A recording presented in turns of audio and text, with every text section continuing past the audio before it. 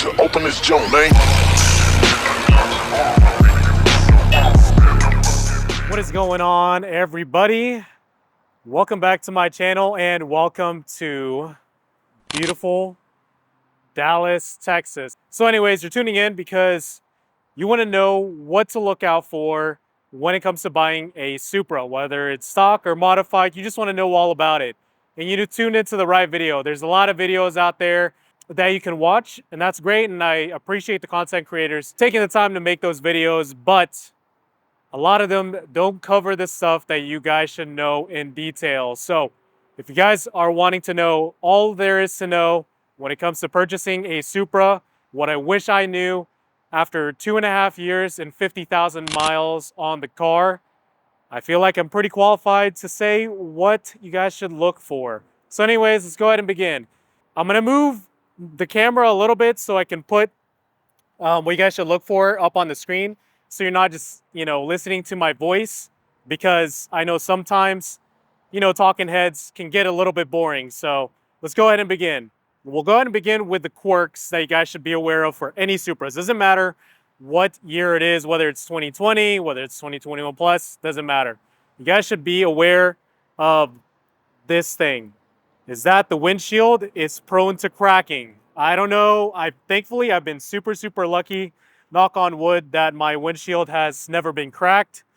But I know a couple of my viewers and other subscribers have unfortunately cracked theirs once or multiple times. And if you guys are not used to this kind of caliber of car, it gets pretty pricey. So just want you guys to be aware of that. If you guys are gonna do a lot of highway driving or just general traveling all around the country, whatever you guys do for work, or if you just guys love to drive your cars like I do, just be aware of that. If you guys can add like film, can't remember exactly what it is that you can add on the film or on the windshield on the outside itself, make sure you add that, or at least make sure that your insurance has windshield replacements covered, because it is expensive. I think it's like a $1,000 or $2,000. I don't know. It depends on the place. If you get the hookup, then definitely utilize that.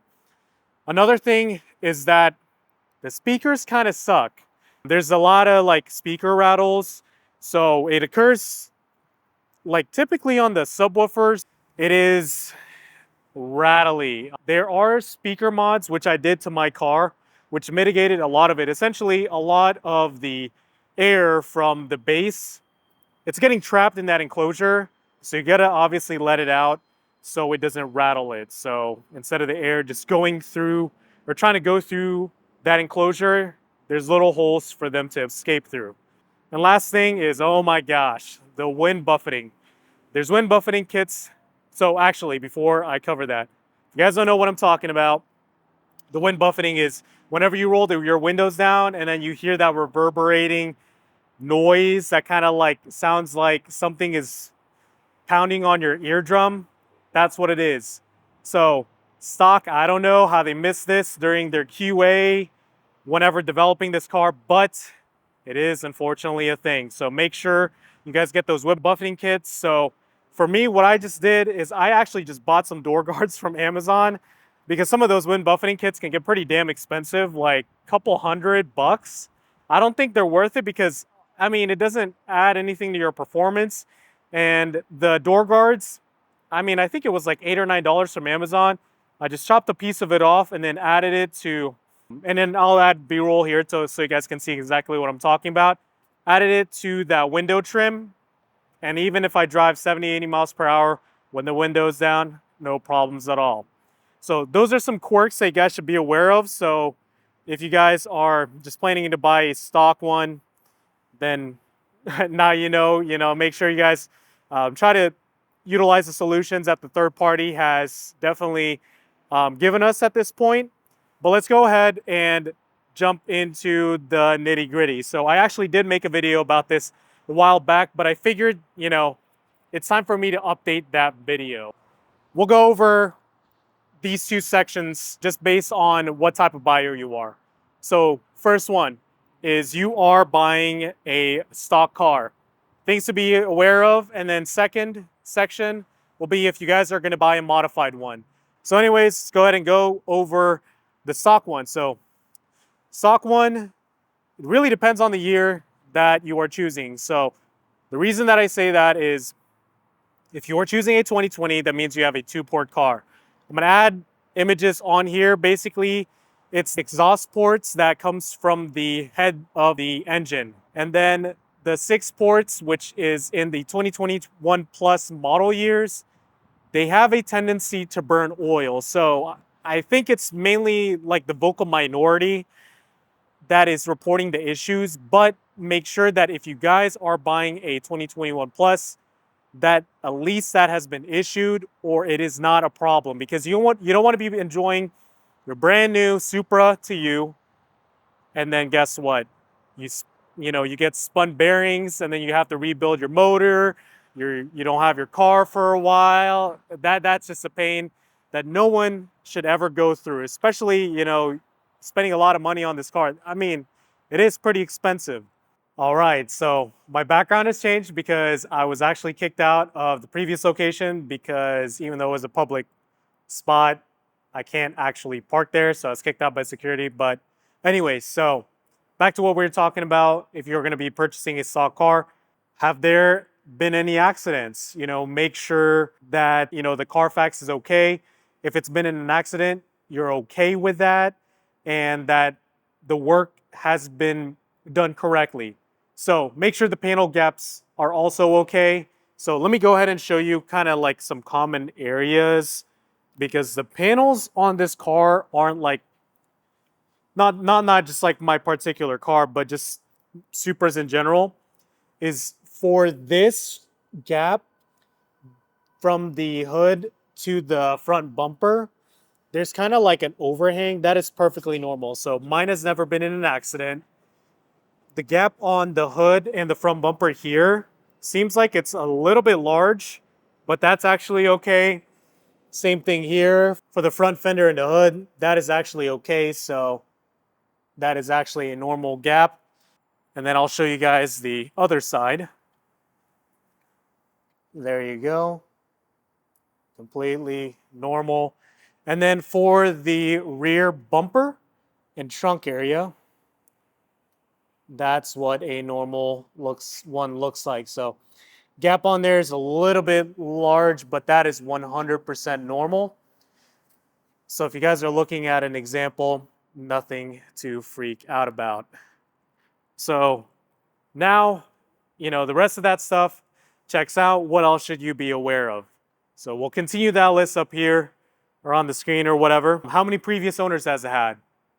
I can guarantee you, unless the previous owner was just an old lady or an old man that just never went over the speed limit, I can guarantee you that whoever purchases this car is that they did pulls, they definitely enjoyed it, because hey, that's what these are designed for. They're meant to be used, meant to be enjoyed. But if you are that type of person that is really particular about their cars, just make sure you guys are aware of that. My car has been enjoyed by the previous owner. It's been enjoyed by me, and it's been great.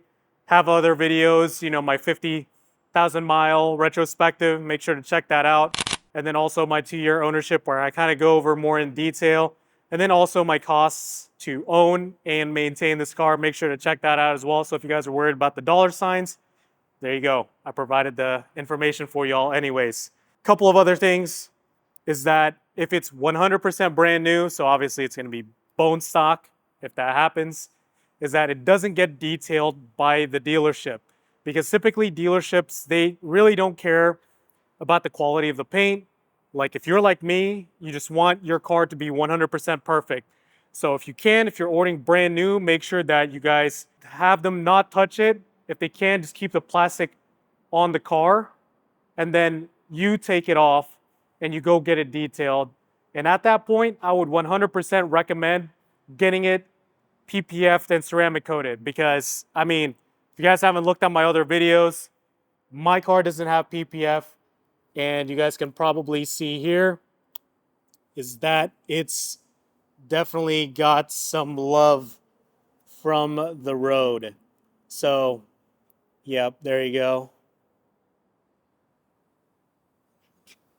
Doesn't really bother me because I know later down the road, is I will get it repainted and PPF'd anyways. So yeah, just be aware of that so you guys aren't having to pay extra to paint it, then get a PPF, because I'm gonna have to go through that and it freaking sucks because obviously I could put that money towards, go fast mods, but here I am. And then if it's stock, but it's used, and if you can, check or ask if it's been returned to stock. Because a majority of the time is that if someone is just like they can't afford the car or they're excited for their next vehicle and they're wanting to go ahead and just get rid of the car, they're just gonna kind of cobble it back together with the stock parts. Just make sure that it's been done correctly so you don't get any weird check engine lights. Then you're gonna have to go to a mechanic, go to a dealer, go through all of that stuff, which is a huge waste of time. Just make sure that's done correctly. There you guys have it. If you guys are in the market for a stock one, make sure to be on the lookout for those items. And if I miss anything, let me know. Leave a comment down below. If this video did help you, make sure you like and subscribe. I would really, really appreciate it. It's gonna keep me going to keep making these videos for you guys. I really enjoy this, and I really enjoy just sharing the general knowledge of what I've learned so you guys don't have to learn the hard way. So let's go ahead and go to the next section. You are buying a modified car. You're feeling like you're feeling extra risky. Just kidding. This one was actually modified when I bought it. But you want to save some money. You don't want to spend the mods because if you decide to sell a car, if you guys have been in the modified car scene before, mods don't add value. Previous owner, learned that the hard way, and you're actually benefiting from it. What should you be on the lookout for? First of all, what mods are on the car? Is it just a downpipe and exhaust car? Is there an intake on it? What's been done? Is it like a crazy build? Make sure that it has been installed professionally, or if the previous owner did it, is that you guys ask the right questions. Like, how was it installed? Are there any check engine lights? See if they can take you on a test drive, and just make sure that whenever you're riding in the car, everything checks out, because these cars are pretty pricey, for the general normal folks. You don't want to spend all that money and then you kind of, get a dud. Make sure that it checks out. Obviously, if it's bonded, I 100% guarantee you that it's done pulls. It might not have been raced, it might not have been tracked, but it's definitely been enjoyed. Check with the previous owner and see if things have been like replaced, like the axles. Tires are good to go also, because tires for these cars are pretty expensive, especially if you have aftermarket wheels. Shoot, even the Michelin Pilot Super Sports are pretty expensive. So make sure that is good to go when the oil has been changed. You just want to make sure that when the car changes hands, is that it's in a pretty good condition to where it doesn't take a lot of involvement to really enjoy it. In addition to that, is that like interior mods, let's say like there's gauges or whatever, steering wheel has been modified, whatever electronics, that whatever involves wiring, that it's been done correctly.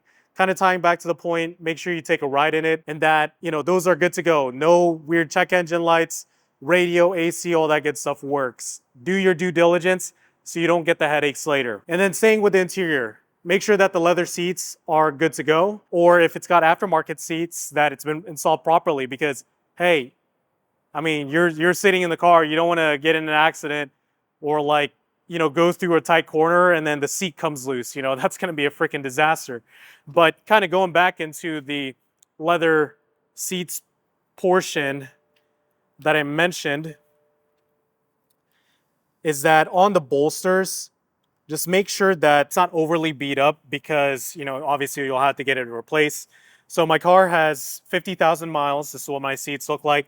There's just some, this is kind of fading a little bit right here. You can kind of see that. And then of course here.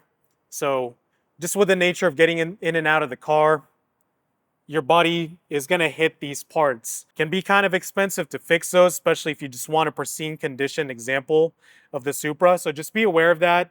And then obviously check the other interior panels, make sure that it's good to go. So like these parts right here, over here, there's not any weird stains, scratches, etc., etc.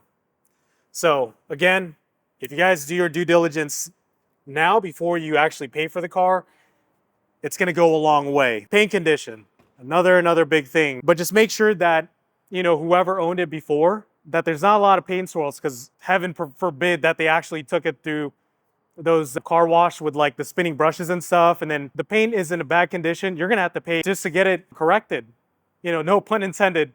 But yeah, just make sure that the exterior is good to go. And then also on the test drive, again, just make sure that it is good to go. I'm gonna reiterate that point twice, because I feel like that just needs to be said multiple times in this type of video.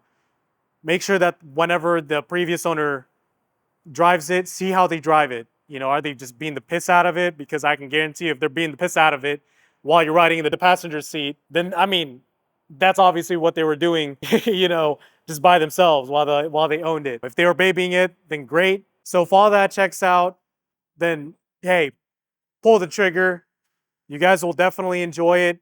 I definitely have, you know, 2.5 years. I think this is my keeper car, unless obviously a GT3 or S comes down the road and it's like a deal too good to pass up. But I'm gonna hold on to this car, keep piling on the miles, keep making videos. I mean, you guys can tell with my channel, there's a bunch of Supra videos. I'm gonna keep, you know, pumping those out. So again, if you guys like this type of content, let me know. If I miss anything, leave a comment down below. I appreciate all the support. For those who take the time to like this video and subscribe, thank you. Make sure to hit me up on Instagram as well. So if you guys have any questions that I don't answer in the comments, reach out to me there and I'll get back to you as soon as I can. But again, I appreciate it. I'll see you guys in the next video.